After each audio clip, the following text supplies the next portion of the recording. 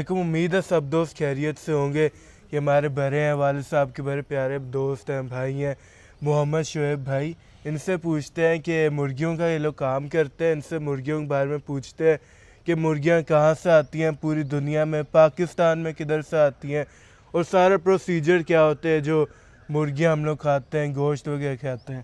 جی مہر بھائی, یہ کیا پروسیجر ہوتا ہے سارا؟ وعلیکم السلام احمد, شکریہ آپ نے ہمیں موقع دیا.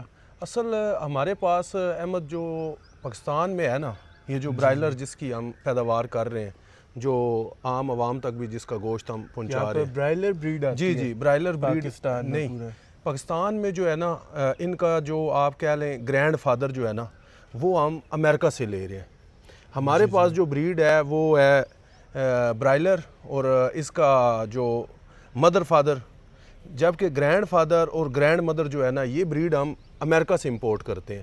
اور اس کا جو ایک پیئر ہے گرینڈ فادر اور گرینڈ مدر کا, وہ ہمیں تقریباً 31,000 میں پڑتا ہے ایک پیئر, ٹھیک ہے. اور یہ امریکہ سے یہاں پہ آ رہا ہے, پاکستان میں اپنے پاس نہیں ہے. اگر آج امریکہ ہمارا یہ گرینڈ فادر اور جو گرینڈ مدر ہے اس کا, جس کو ہم دادی دادا کہیں سمپل, تو وہ اگر ہمارا بند کر دے تو 1 سال بعد آپ کو پاکستان میں جو چکن برائلر ہے مرغی یہ نہیں ملے گی, بالکل ہی ختم ہو جائے گی. ہاں جی بالکل ختم ہو جائے گی, کیونکہ اس کا جو پیچھے سے اصل جو ہے وہ امریکہ ہی ہے, اور یہ پوری دنیا میں وہی اس کا جو ہے وہ سپلائر ہے, پوری دنیا میں وہی ہے, اور کوئی ملک نہیں. ابھی چائنا نے کچھ جو ہے وہ کیا ہے اس پہ, انہوں نے کچھ بریڈ بھی انہوں نے دی ہے, لیکن وہ ابھی تک کامیاب نہیں ہے.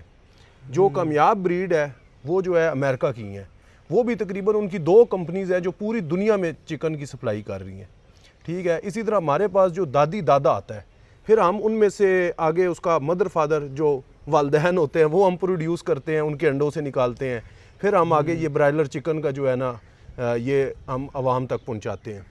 یہ اس کا ٹوٹل پروسیجر ہے. تو پوری دنیا میں امریکہ جی امریکہ بالکل. آپ یہ دیکھیں کہ ہماری غذا کا جو اہم حصہ ہے پروٹین کا وہ چکن ہے. جی بالکل. اور چکن جو ہے وہ تقریباً ہمارے ملک میں آپ حیران ہوں گے کہ 1.5 کروڑ کے جی پر ڈے کنزمپشن ہے. 1.5 کروڑ پر ڈے اس کی کنزمپشن ہے, 1.5 کروڑ کے جی, ٹھیک ہے. اور اس کا امریکہ آج اگر آپ کا یہ بند کر دے تو آپ کے یہاں پہ غذائی قلت پیدا ہو جائے گی, ٹھیک ہے. ایک اتنا بڑا حصہ, ہیوج حصہ وہ آپ کی جو ہے غذائی قلت کا, جو پروٹین کا سب سے بڑا آپ کا اور سستا ذریعہ ہے پاکستان میں, اس کا کنٹرول بھی امریکہ کے پاس ہے.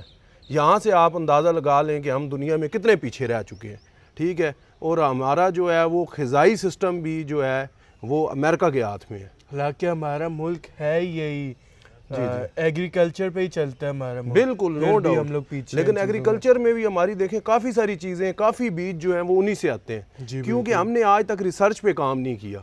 اور امریکہ نے جرمنی میں جو ریسرچ کا سسٹم لگایا ہے پولٹری کا, اس کا بجٹ پاکستان کے بجٹ سے 10 گنا زیادہ ہے, جو صرف وہ ریسرچ کر رہے ہیں, صرف ریسرچ کا.